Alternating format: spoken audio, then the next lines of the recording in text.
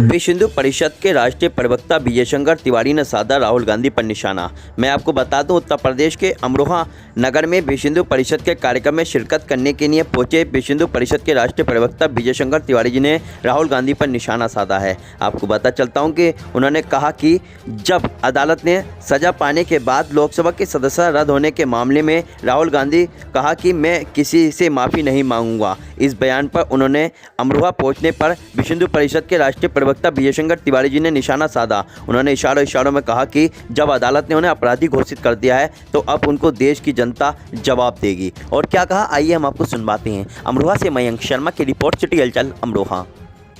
देखो, ऐसा है, ये कभी कहते हैं हम कागज़ नहीं दिखाएंगे, कभी कहते हैं हम माफ़ी नहीं मांगेंगे।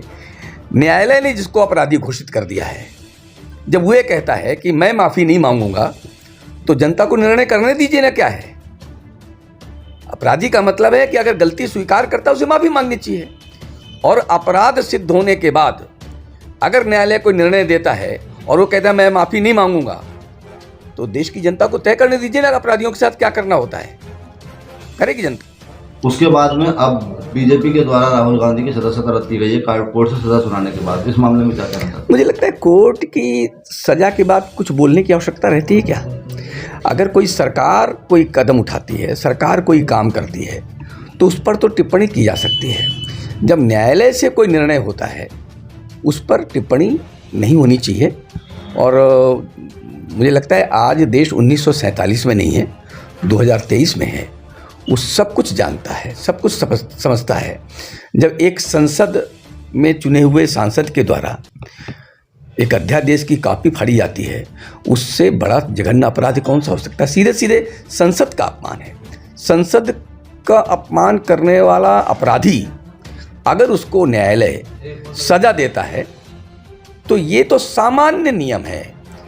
हाँ, इतना ज़रूर है, हमारे देश में मन के अंदर एक लोगों के घर कर गया था कि बड़े व्यक्ति को सज़ा नहीं होती है। हम फिल्मों में भी देखते थे, नहीं कोई राजनीतिक बड़े व्यक्ति को सज़ा नहीं होती है।